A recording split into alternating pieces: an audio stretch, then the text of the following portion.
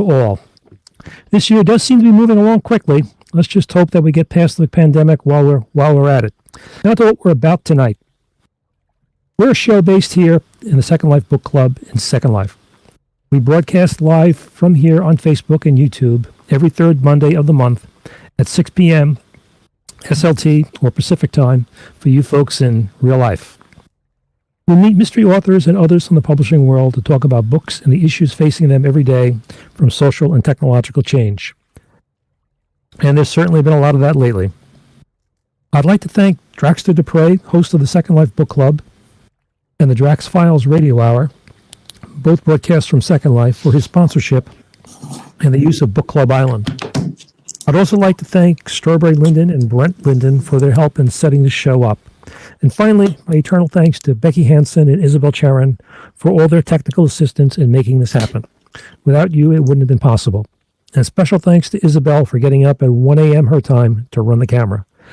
Now, let me introduce this evening's guest, Kim Heniadis. Did I get the pronunciation right there, Kim? Close. It's Heniadis. Heniadis, okay. I'll work on that. Kim is a cozy mystery reviewer who runs the Cozy Mystery Launch Party Facebook page and has her own blog at kimheniadis.com. So, Kim, welcome to our broadcast. Thanks for having me. Oh, thank you for coming over tonight. How does it feel to be in Second Life? This is your first time, isn't it? It is. It's different. I like the stage and everything on it. It looks very comfortable, like a nice place to read. It sure is a big change from the kind of Brady Bunch Zoom sessions that everybody seems to be suffering through these days, isn't it? Very much so. Good. All right. Well, Kim, to get started, could you maybe tell us a little bit about yourself, your blog, what you do on Facebook, and what led you to review mysteries? Sure. Let's see. All of my adult jobs, I have worked with books, except for like 1 year where I was a loan payoff specialist at a bank.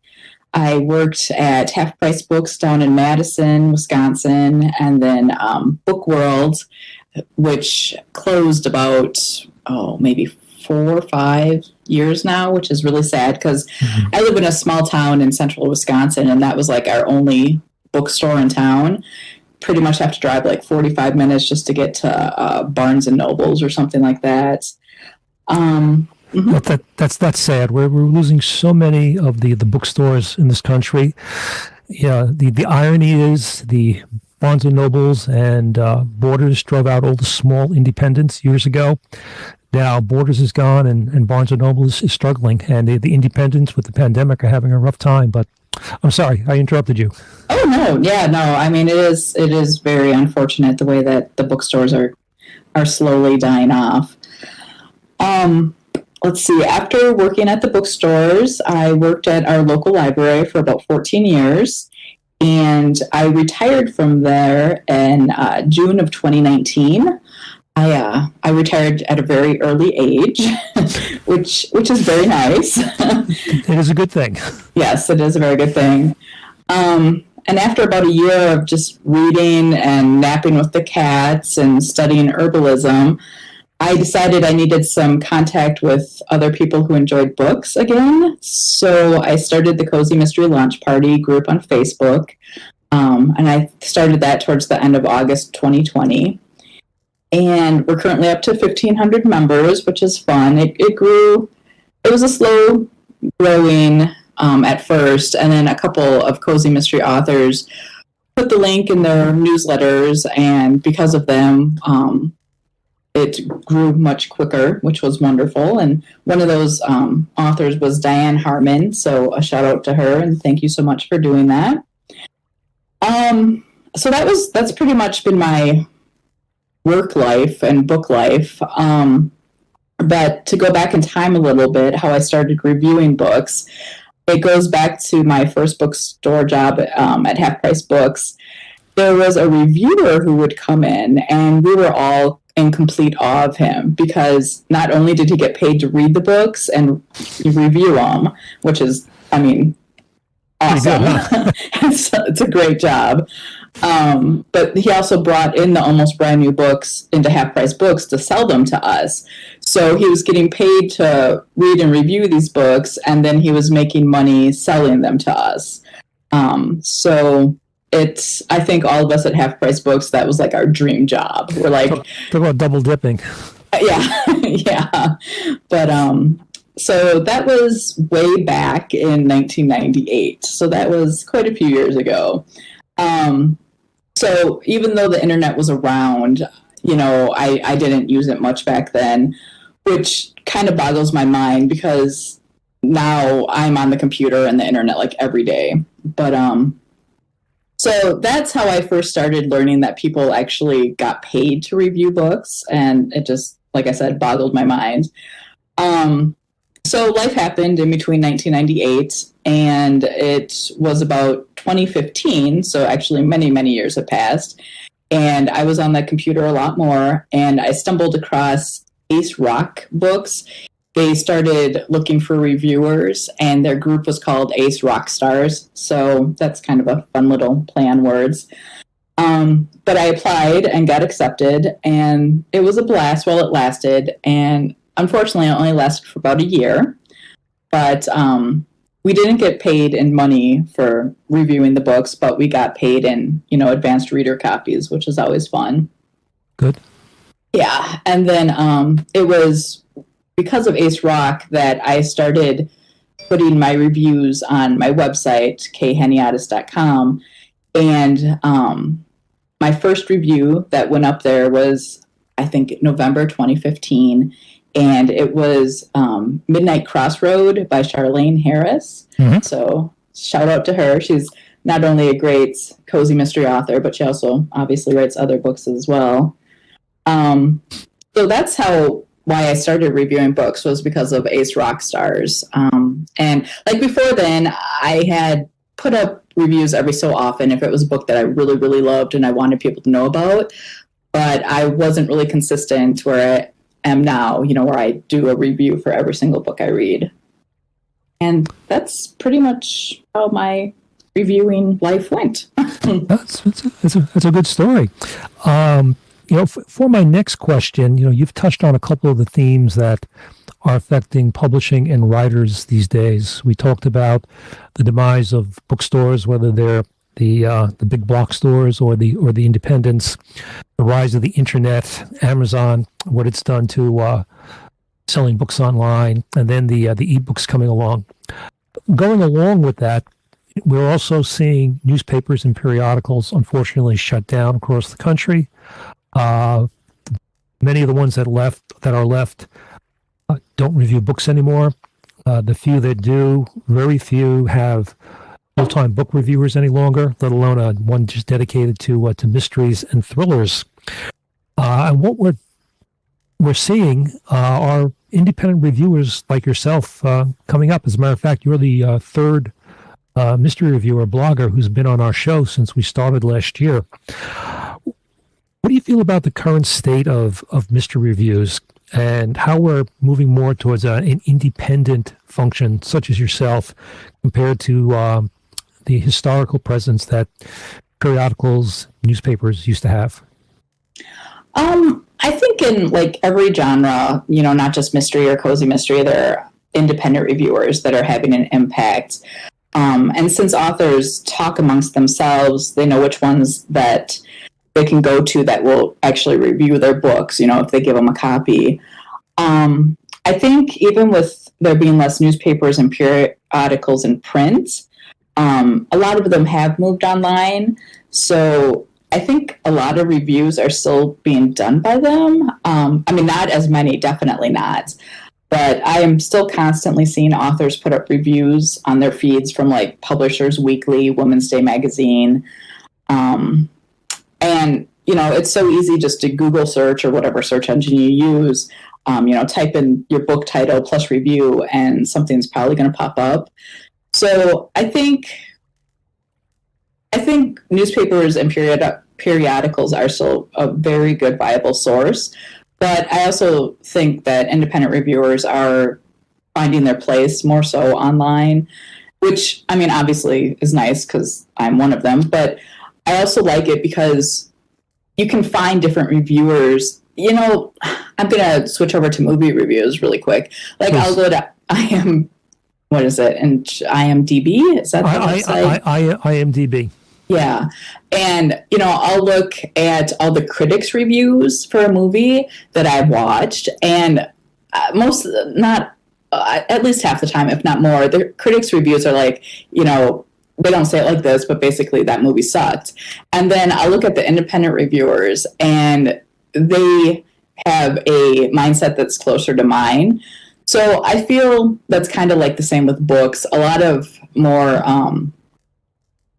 newspaper reviewers and stuff, I don't always agree with their reviews. So it's nice to have independent reviewers that you feel a kinship with. You can be like, oh, there's Joe's reviews, and I really trust him, and I know that he's a good reviewer. So if I read his review, and if he says this is a must-read book, then I'm going to read it because I trust his reviews. True.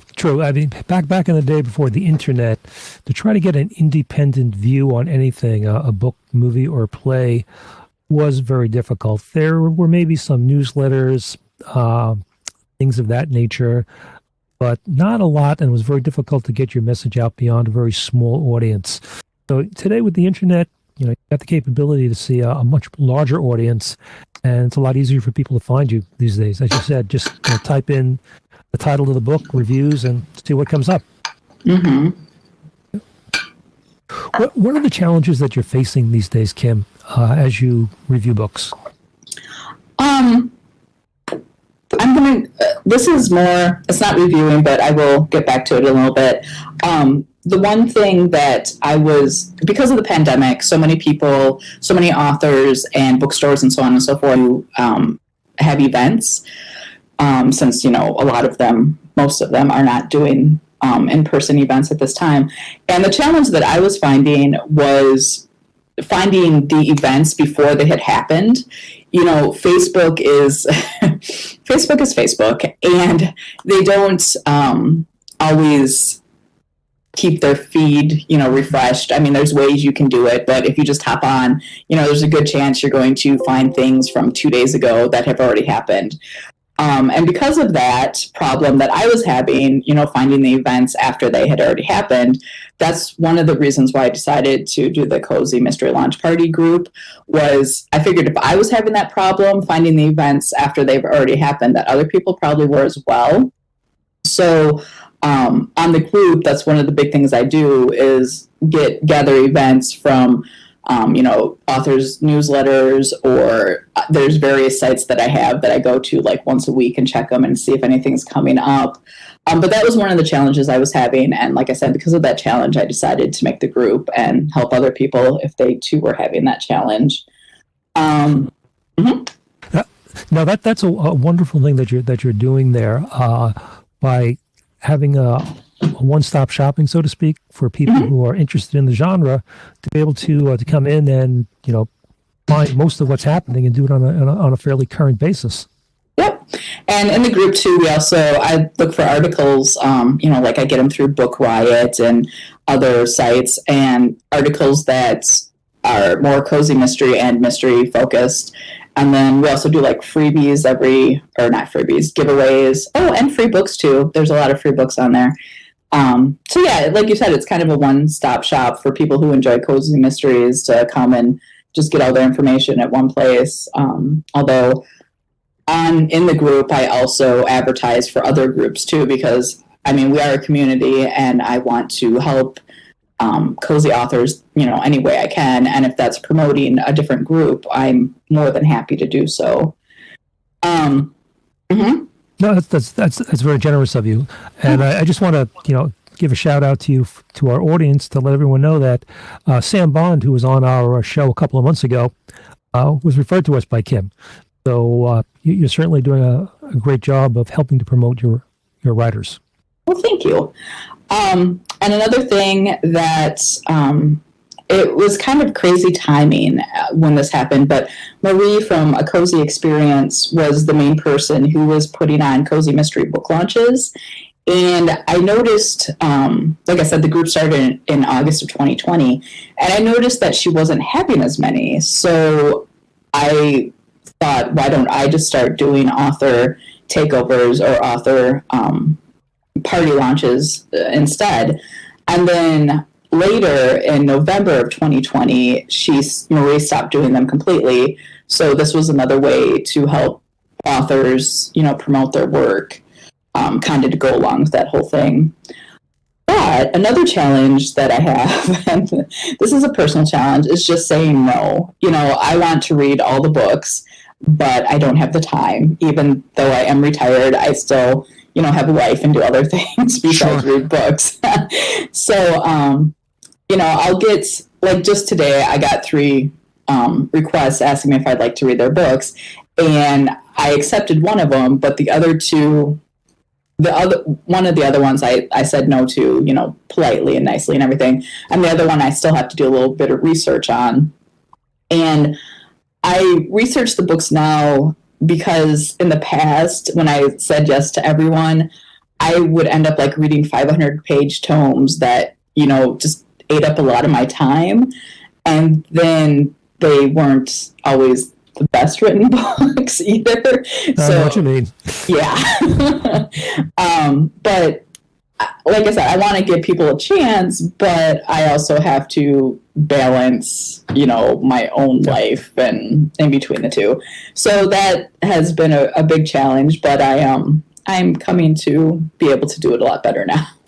No, I know what you mean. We do this show just once a month, and it takes a lot of work just to do this, and I'd be lost without the help of Becky and Isabel and other people out there who are helping us with the promotion and getting our guests for us. So I can imagine with the volume of work that's on your Facebook page, your blog, let alone having to read the books that go behind it. It takes a lot of effort.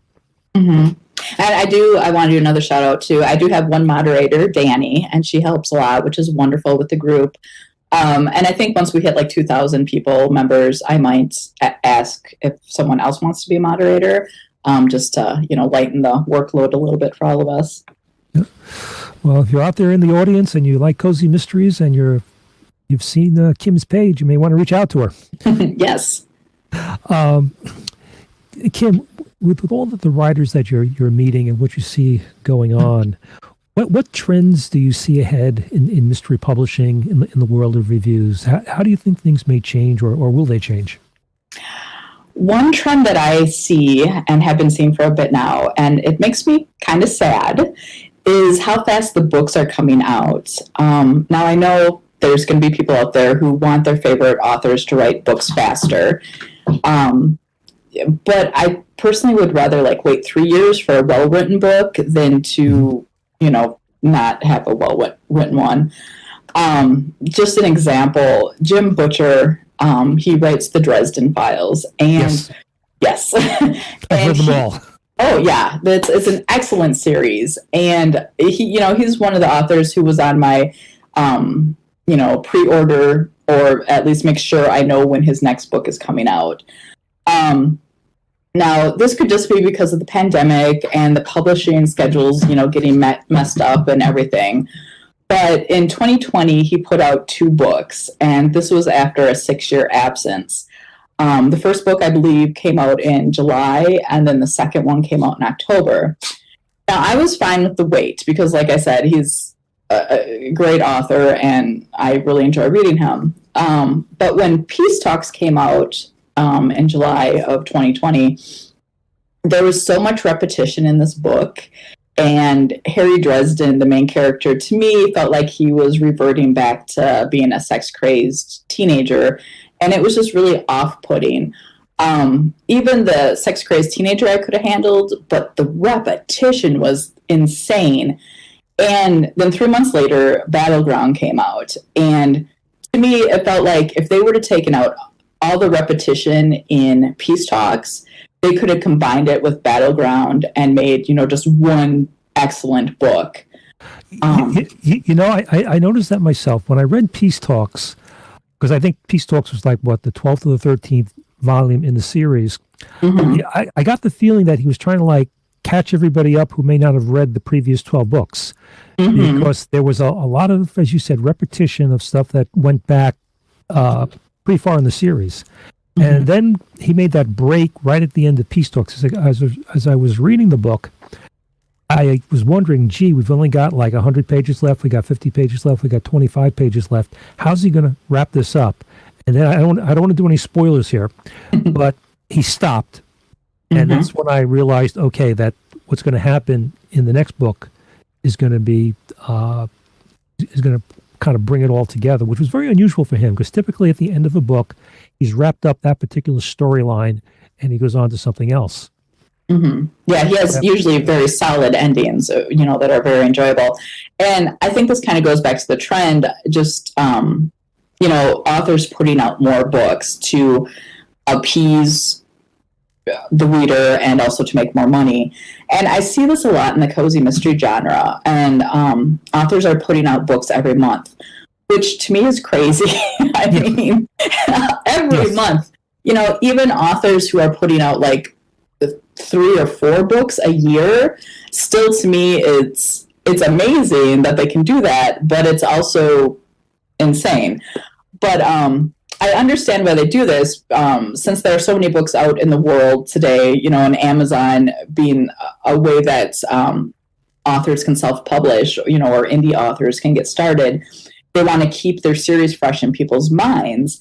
And I mean, obviously they want to make money too. It's as much as they love their characters and love writing, money is an important thing in our society. But I've stopped reading a lot of these authors who are putting, books out like every month or every other month.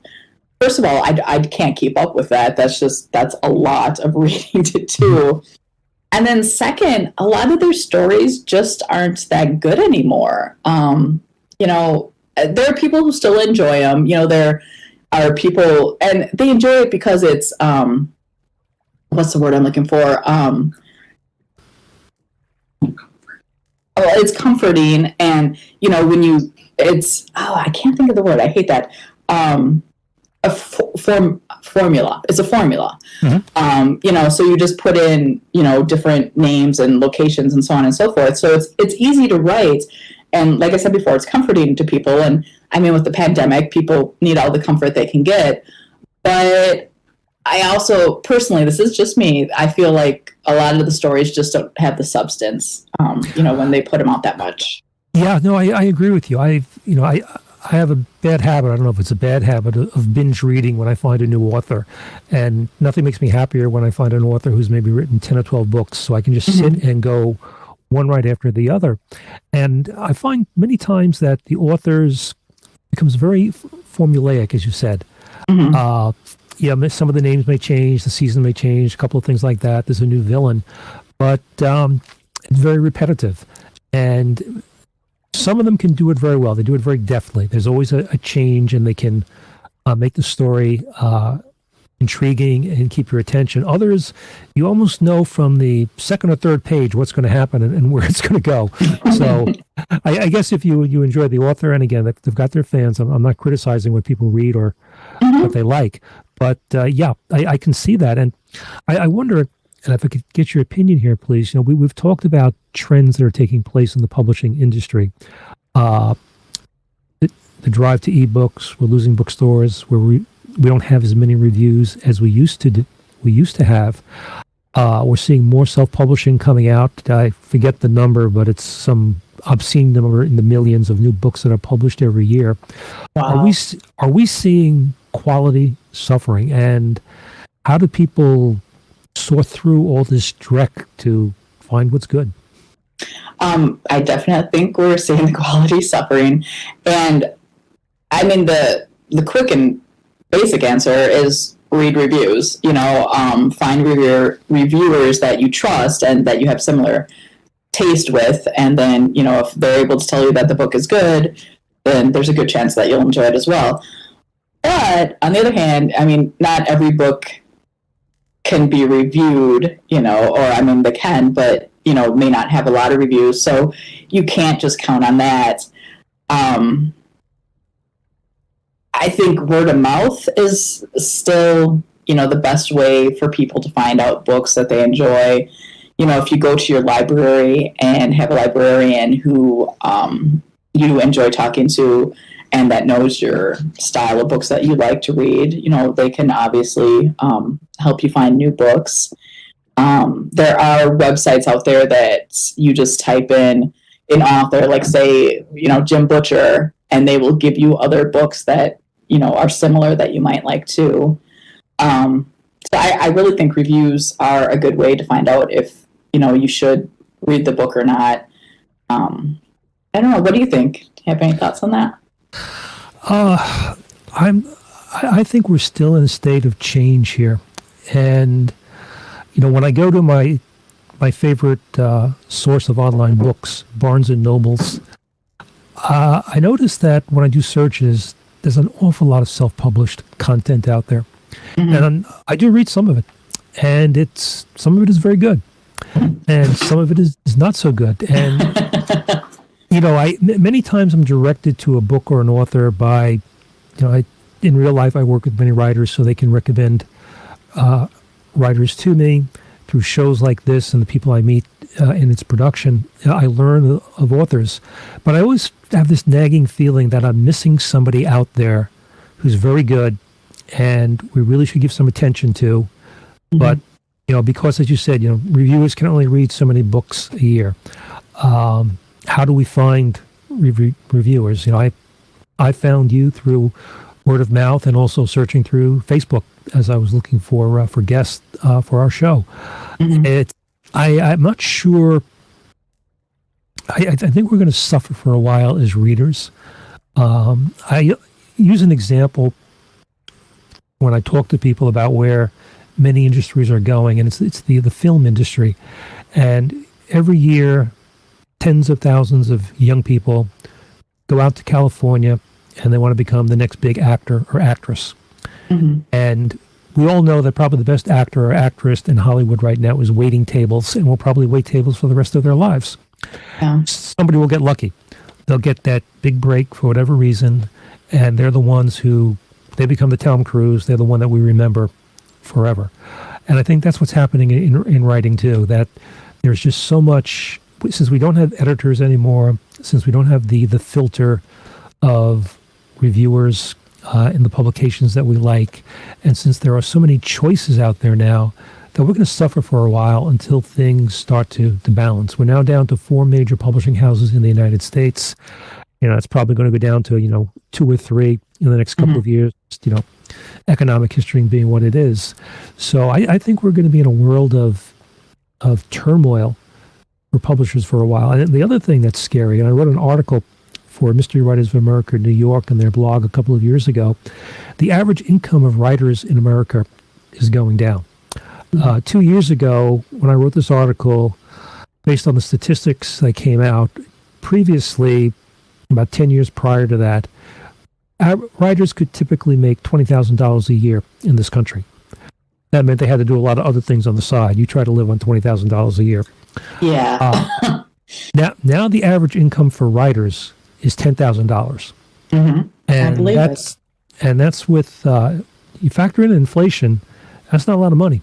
And I think that we're all going to suffer for that going forward as people have to do other things. You can't even teach anymore because we're going to a part-time adjunct professor role at many universities. I think that there's going to be a penalty to all of us for a while where we're just not going to know what's good anymore. It's going to be difficult. And one of my other fears is that if we get enough pablum out there, as a friend of mine once called it, that people just may be turned off from reading. They may find other things, video games, TV shows, I don't know. I think there's going to be a cost that we may all have to pay here going forward. I hope I'm wrong. Some of my friends tell me I tend to be a little on the negative side sometimes. But, there's a lot of change going on, and I think we'd be foolish to say that there won't be a cost arising from it. Cheaper is not necessarily better. Yeah, that's very true. And another thing, too, that that's always bothered me, you have your big name authors, which is great. But, and I mean, I read them, I'm not saying that I don't, but, just because this one, it comes back to quality again. Just because you have a big name author, and I'm not going to throw any names out, but they keep getting book deals because they sell books, obviously. But I've read some of these ones besides Jim Butcher, but their newer stuff, and I'm like, how are these people still getting contracts? Their book is just, their writing has it's not improved over the years, and that makes me sad because you do have authors, indie or self-published or new authors who are excellent, but they don't get a chance for the world to read them, while you have authors who have been writing for years that maybe don't have the quality anymore, but because they have the name, their books are still being published. No, you're right. And I won't mention any names, but one big name author who I've never met personally, but somebody I know has and is familiar with their work, said his initial work was very good. Mm-hmm. But as he became famous, rich, he now has people who work for him who write his books under his name, his guidance. Oh, uh-huh. And I think the big names, that the big publishing houses now don't want to take risk. Yeah. They want to go with people who have consistently made money for them, and they think that this will continue forever. They only want sure things. So for a new author to break in, it's going to be very difficult. Now, one other thing I've noticed, and maybe you could tell me your thoughts here, Kim, is that many of the authors who are doing reasonably well now, are the names that we know, they really got their start before Amazon, the internet, and ebooks came into their own. Mm-hmm. I'm not seeing any new authors start in the, let's call it the late digital age of literature. There seem to be more of them. None of them seem to be making as much money. Even stepping outside the genre we're talking about this evening, J.K. Rowling, who writes in the fantasy, she really began her work in the 90s, where Amazon, people didn't even know if they were going to make it to the 21st century.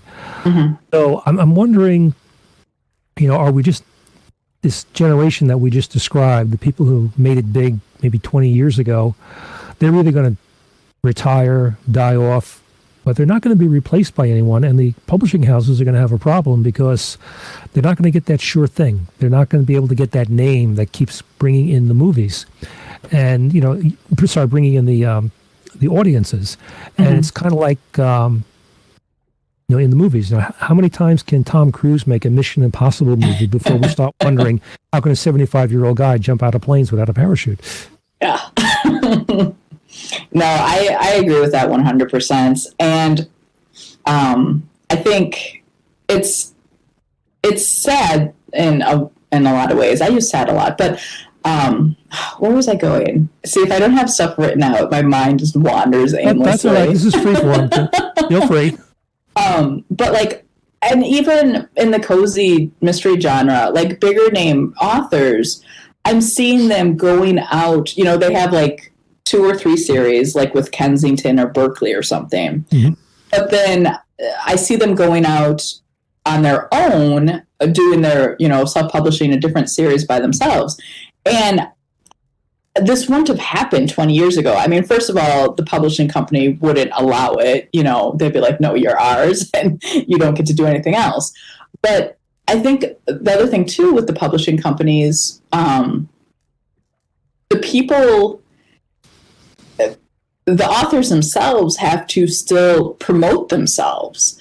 Before 20 years ago, your team of, editors and promoters and everything, they did everything for you. You wrote the book and you showed up to your book tours and you talked. That's what you did. Nowadays you have authors, they're doing everything themselves, and I don't think that's good. I'm sorry. You're right. I work with many writers in real life, and they all complain how, unless you're one of the top tier writers like a James Patterson, a J.K. Rowling, Stephen King, nobody, the publishing companies don't help you. I worked with one writer who did have an agent and a publishing company, one of the big 4.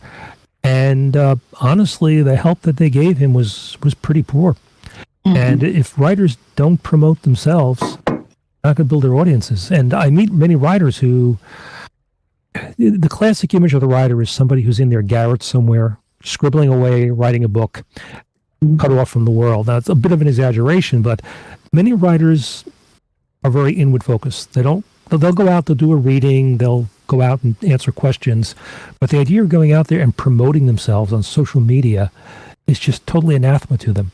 Either they don't want to do it, they can't do it. And I think that's going to hurt as well. Writers should be writing, and yes, there is a certain amount of promotion, but I'm seeing a tipping point now where what might have been maybe 5 or 10% of the writer's time in the past is starting to get up to maybe half, if not more, of their time has to be spent in promoting themselves. Yeah, 100% agree with that. And like, we both said, because of this, the books, the actual quality of the books, can be lacking because of that. And also, I think a lot of readers are kind of, don't like, I don't want to say don't like people, but they became writers so they could not have to interact with people as much. They interacted with people through their stories.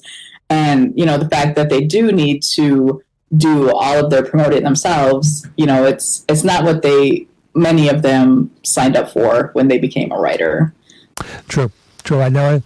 What will be interesting going forward is the younger generation who are a little bit more media savvy, more familiar with the technology. That may have an impact, but for an author who may be 65, 70 years old and has been writing all of his or her life, to suddenly turn around and say to them, okay, you've got to do a social media campaign, and how big is your community? They're totally flabbergasted. Mm-hmm. And I see that quite often with the cozy mystery authors. They will contact me about doing an author takeover, and they're not sure. They don't know, what to do because they've never had to do it before. So having to, help them through that, it's also a big part of what I do, which is fine. And I enjoy doing that and helping them. But to me, that's something, that their team of helpers should be doing. But, like we said, that they don't really have that team anymore. One thing that I will say, kind of a positive trend, but it also kind of overlaps with authors having to do things themselves. But because of the pandemic, a lot more authors and festivals are doing events online, which, like we were just saying, it can be difficult for them. But I think it's kind of a good thing, too, because like people who don't have the finances to travel to the festivals or, the big cons and stuff like that, or maybe people who have severe social anxiety or like physical issues that make crowds or moving around difficult, they're able to go to these events now online and, see their favorite authors. So I think that's, I think it's good, but like we were just saying, it's also difficult, for authors who are not used to having to do this. So, yeah. Yeah, no, I'm seeing the pandemic in my own work certainly change the mindset of many writers. After almost a year of lockdown, quarantine, or what have you, I'm seeing a lot more interest from writers, kind of a resignation in many regards that, I guess I better do this, otherwise I'm never going to see anybody ever again. Mm-hmm. Some of them are taking to it like fish to water. Others are still fighting it tooth and nail all the way. I'll take on clients who they will resist everything I recommend that they do. And they'll say, well, nothing's happening. Well, sorry, but... you got to help me out here. Yeah, do something for me. Work with me. Uh-huh. So, the pandemic, and this will be move into my next question here, Kim, is it's certainly affected writers and the whole publishing industry. Bookstores, there was, just before the pandemic came in, there were some articles in the media saying that independents were starting to make a comeback. I was happy to hear that, although honestly, I haven't really seen too much physical evidence myself, but, hope springs eternal. They've taken it on the chin with the pandemic. writers can't go out, and I know some writers who are very good at getting in the car and hitting the local libraries, book clubs, when they could afford it, jumping on a plane, hitting some of the regional cons, going out and meeting people. And now, as you said, we're seeing many of this year's conferences, at least up until the summer, if they haven't been canceled, they've been made virtual. Mm-hmm. It's going to be interesting to see how successful they are. And I think everybody's just keeping their fingers crossed that maybe by the autumn we can start seeing people come back out and meet in real life. And for writers, they seem to have fallen into two camps when I talk to them about the pandemic. First camp is, well, I'm supposed to be writing my book right now, so this is a great reason for me to stay indoors and avoid everybody. Okay, God bless you. Somebody's working out for somebody. Then there are other people who are like, oh my gosh, I'm supposed to be doing a book launch next month, and there's nobody. And there doesn't seem to be too much middle ground right now. What are you seeing in your experiences? Are more people coming to the Cozy Mystery launch party because of the pandemic? Are they sharing their experiences with you? I don't think the Cozy community has always been really good about supporting each other. And like I said before, Marie from A Cozy Experience had previously been doing book launches and stuff. So I don't necessarily say there are like a lot more people coming now because of the pandemic, and it being online. But people are definitely sharing their experiences, with us.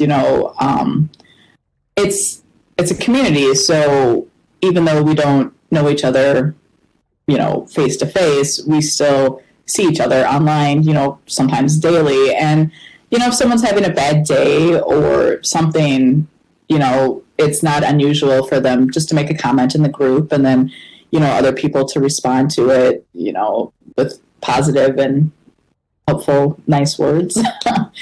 So yeah, that's good. But yeah. How has the pandemic affected your life with your blog and your work? Has there been any impact for you? It really hasn't. Besides finding a new group of friends online, I can't really say it's affected my blogging.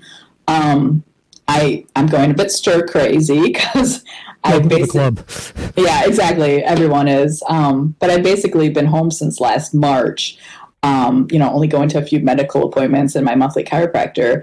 And my husband, he works part-time as a museum curator. So he, does the grocery shopping and runs the other errands when he's out and about. So only one of us has to. But yeah, I'm ready for a vacation. Even though I'm home all the time, and not doing anything taxing, just reading and taking naps and, snuggling with the cats. I want to go out and actually see people, which is unusual because I'm usually not like a big people person, face to face. I have my group of friends, which is wonderful. But for me, meeting new people, some people are huggers and they're like, everyone is awesome and I love everyone. Whereas, I stay more in the corner, like I don't need a hug, but thank you. But yeah, now I could hug people, random people. That's, yeah. I know what you mean. I know what you mean. Before I retired from the corporate world and went into business for myself, I always used to wonder, wouldn't it be wonderful if I could do my job just sitting at home and not having to go into the office? Yeah, that gets old real fast. It does. I know what you mean. My wife, who is a very private person, she says, when this is all over, I will never complain again about going out to a restaurant or going out to meet with people. Mm-hmm, exactly. You just want to get out there and, as you said, start hugging people. Although I have to do that in a politically correct fashion. Yeah.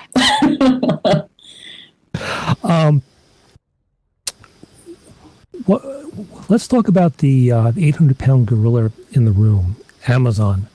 That's something that, as I talk with writers and even readers, that its impact seems to be growing. They're going vertical. They've now got about half a dozen or more publishing houses themselves. Mm-hmm. They've pushed out the brick and mortars retailers in many cases. Ironically, they're just before the pandemic came, they were starting to open up their own bookshops. I actually visited one in Manhattan at 34th Street just before this all started. What do you think is going on over there with Amazon and the impact on writers? Do you see any good news there? Am I being a little too dramatic here? Well, as much as I love to hate them, I also use them daily. I have a lot of packages delivered to my house and a lot of books on my e-reader. So yeah, they do obviously have issues, and when you have a monopoly, it's obviously not a good thing. But I do feel like they have helped a lot of indie authors and authors who self-publish find an audience. Like we said before, there are a lot or some of the books that aren't that great. But for those gems that you find, those treasures, it's wonderful. And it's funny, you mentioned Sam Bond before, and actually when I wrote up my answers to the questions, I said one such author for me being a treasure was Sam Bond, who I found on Amazon. She wrote The Puccini Connection, and she has book 2 coming out this year. She's a self-published author, and I was blown away with her work. I believe this was her debut novel, and if you enjoy cozy mysteries, it is excellent. So, without Amazon, I possibly would have never found her. So, for that, I'm, grateful, and for other authors who I've found that way. Yes, no, and this is a case where it does work. And, for the folks in the audience, Sam has been on our show before, and she's promised to come back when her next book comes out. But in the meantime, I'd recommend you pick up a copy of her Puccini Connection. It's a great read. Mm-hmm. And I mean, I can't really speak for the sales aspect of Amazon with authors since, I don't have any published books. But of course, with any huge corporation, there are pitfalls too, like when they delete people's reviews. Yes, I've heard that one. For no reason. And then, you can't get them back. Luckily, I've never had that happen to me. And I please whatever deity someone believes in, I hope it never does. But yeah, I think, there's bad and good with them. Oh, for sure. Kim, how difficult is it today for writers to get reviews, especially from legitimate reviewers such as yourself and the other primary bloggers who are out there? I think it can be difficult because there are so many people out there who just want free stuff, free books, and the author's like, if I send you an ARC, either digital or a print copy, would you be willing to read it and, put your review out no matter what it is, if you like the book or not, and people do say that, but I don't think it happens as often as the authors would like it to. So when you do find a independent reviewer who actually does read your books and puts the reviews up, I think you need to make sure you put them in your address book and, make sure you tell other people about them, and it's definitely a good thing. So I think it can be difficult to get reviews. I know on Facebook, and I use Facebook a lot because cozy mystery genre, the age of a lot of the authors, are a little bit older. I mean, not all of them, and Facebook just seems to be where they are. So I see in the feed, authors asking for review teams and stuff. They're like, would you like to join my review team? And what we would do is we would send you an e-copy of the book, and you just need to read it and put your, review up on like Amazon and Goodreads and some other places. So I think authors might be having some success that way, but I also think it's hard too for, new authors who are just starting out to find people to read and review their books that, aren't their mom or their best friend. True. Mm-hmm. Kim, can you tell us about any future projects that you have coming down the road? I obviously want to grow the Cozy Mystery Launch Party more and help authors promote their books as best as I can. There is a woman in the cozy community, and her name is Drew Ann Love, and she is awesome. And she's been around for a while, and you will see authors acknowledging her in their, thank you pages in the books. And I would love for that to be me one day to, be able to have helped, authors so much that they're like, hey, we need to put her in our thank you too.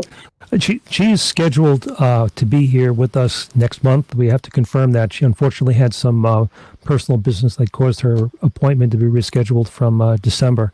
But touch wood, she'll be with us next month, or if not soon afterwards. She is a wonderful person. She is awesome. She's a great person. She's yes. I can't say enough good things about her.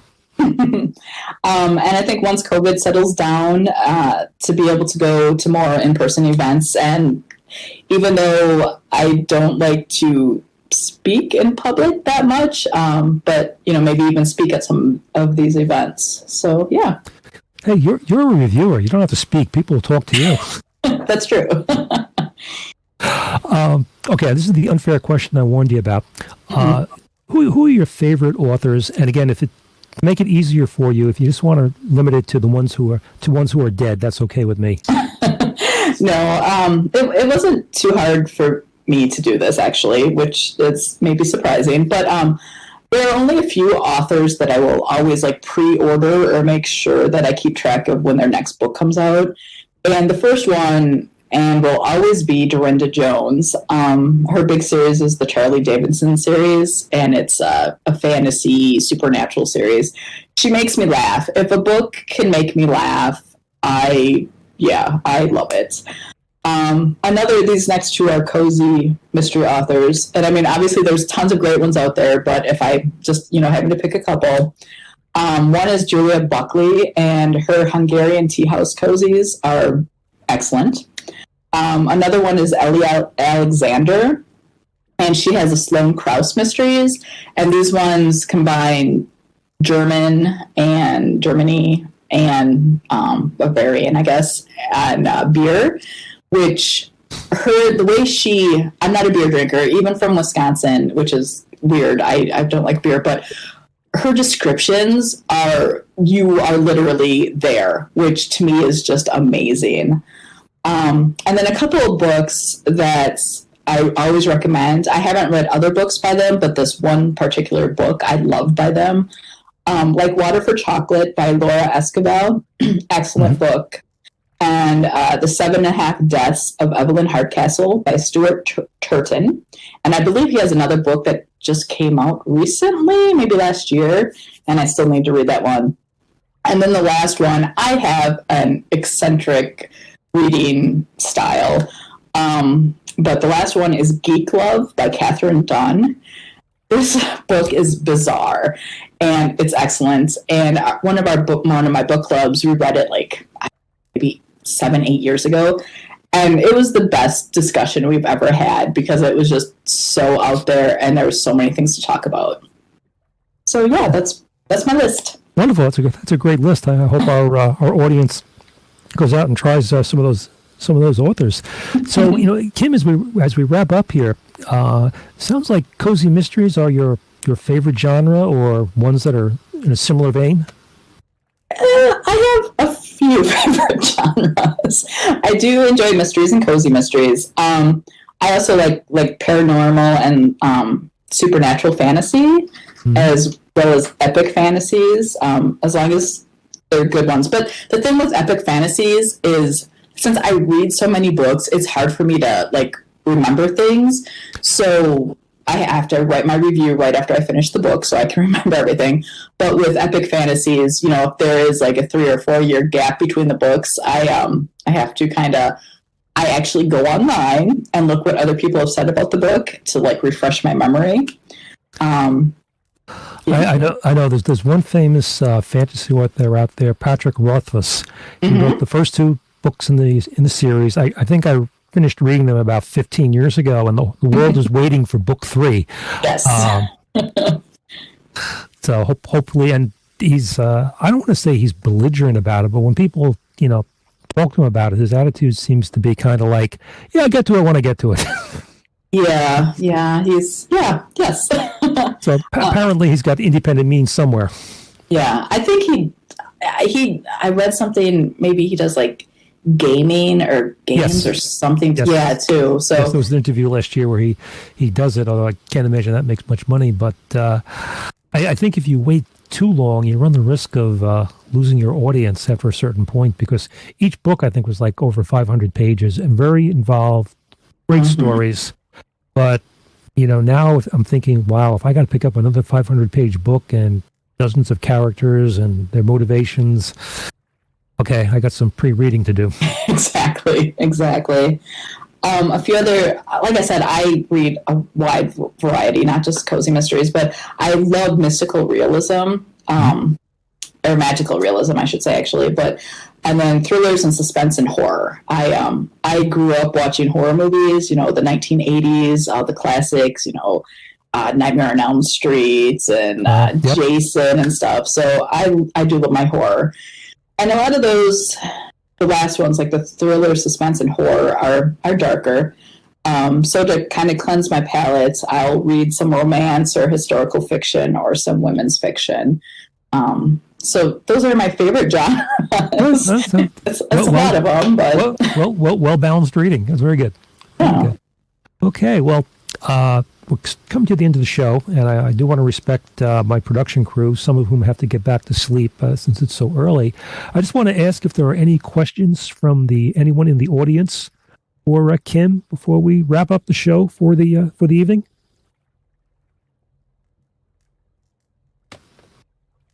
And just want to let you know, Kim, that besides the audience here, we have people who are on YouTube. I've been told by somebody that Sam Bond has been in the audience since she snowed in Texas, if you can believe it. Yeah. She loves your slippers. Yay! And I love her book. Yay! Fair trade-off. Okay, let's see. Let's do a quick scan here, see if there's anybody out there. All right. So anyone in the audience have any questions here? If not, we will wrap it up. Nope. Okay, then. Well, look, Kim, I want to thank you for joining us this evening. It was a pleasure having you, and I hope to have you back in the future. I certainly learned a lot, and I hope everybody in the audience and who watches this in the following days learns as well. We'll be ending the live broadcast now, and just like to tell everyone out there to please contact me at conpsweeney@someti.com. If you have any suggestions for panelists, ideas for shows, or you wish to participate yourself. And like I said earlier, I'm learning that putting on a show like this isn't easy. So if you'd like to volunteer to help out with our stage crew, please let us know. Hopefully we're going to have Juanne Love with us next month. Don't hold me to that. Got to confirm that. So looking forward to having her with us. And I'd just like to thank everybody out there for joining us and to listening to this if you're seeing it in the recording. Stay safe and come back next month. And Kim, thank you very much. It's been wonderful having you here. Yeah, thanks so much. It has been very fun. Good.